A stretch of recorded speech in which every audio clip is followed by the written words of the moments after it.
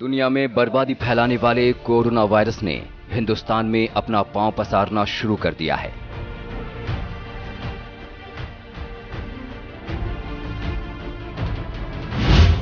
Corona के confirm case 500 से ज्यादा पहुंच गए।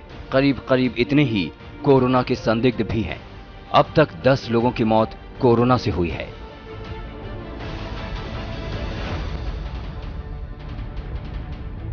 लेकिन हैरत है कि लोग इसकी गंभीरता समझने को तैयार नहीं हैं। अगर समझ भी रहे हैं तो लापरवाही छोड़ नहीं रहे। दुनिया में कोरोना के कहर से सबक लेने की जरूरत है, क्योंकि अगर कोरोना बेकाबू हो गया तो हमारे सामने सिर्फ बर्बादी ही बर्बादी होगी।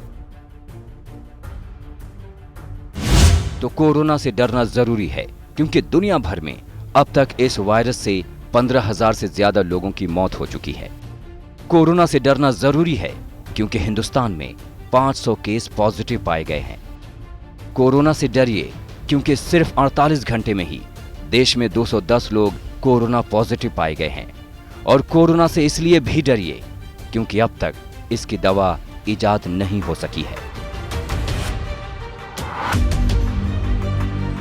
हमारा मकसद दहशत फैलाना नहीं है, लेकिन कोरोना को लेकर लापरवाह रवैया नहीं चल सकता। सरकार अपील कर रही है, भीड़ से दूर रहें, अपने को बचाएं, परिवार को बचाएं, देश को बचाएं। ये अपील इसलिए क्योंकि देश में कोरोना के बढ़ते मामले चिंताजनक हैं। भारत में कोरोना संक्रमण तेजी से फैल रहा है। आंकड़ों पर नजर डालें तो महाराष्ट्र में सबसे ज्यादा 57 केस पॉजिटिव मिले हैं।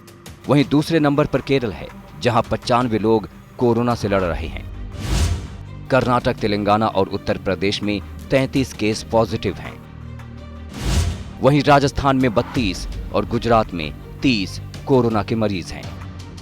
दिल्ली में 29 कोरोना पॉजिटिव केस हैं। हरियाणा में 26 और पंजाब में 23 कोरोना के मरीज हैं। लद्दाख में 13 कोरोना केस कंफर्म हैं। वहीं जम्मू कश्मीर में 4, आंध्र प्रदेश में 7, बिहार में 2, छत्तीसगढ़ में 1, हिमाचल प्रदेश में 2, मध्य प्रदेश में 6, ओडिशा में 2, पुडुचेरी में 1, तमिलनाडु में 12, उत्तराखंड में 5 और पश्चिम बंगाल में 7 कोरोना के कंफर्म केस हैं। ये आंकड़े तेजी से बदल रहे हैं। हर घंटे मरीजों की तादाद बढ़ रही है।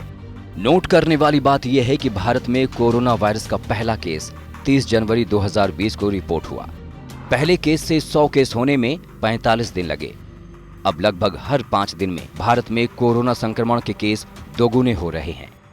कुछ लोगों ने जो वास्तव में गलती कर रहे हैं, जो अपनी मनमर्जी चलाते हैं, वो स्वयं को तो संकट में डाल ही रहे हैं, देश को संकट में डाल रहे हैं। और इसलिए मुझे लगता है कि हम सबको जिम्मेदारी स्वीकार करनी चाहिए और यही संजीवनी है कि हम स्वयं स्वस्थ रहें, सुरक्षित रहें, परिवार को रखें और पड़ोस बाकी लोगों की चिंता करें। कोरोना वायरस से बचाव की कोई दवा या वैक्सीन मौजूद नहीं है, इसलिए कोरोना का पता लगाने और पीड़ित व्यक्ति को आइसोलेट कर उसे खुद से स्वस्थ होने देने के अलावा कोई विकल्प नहीं है। लिहाजा प्रतिबंधों को समझें और इसके साथ खड़े हों।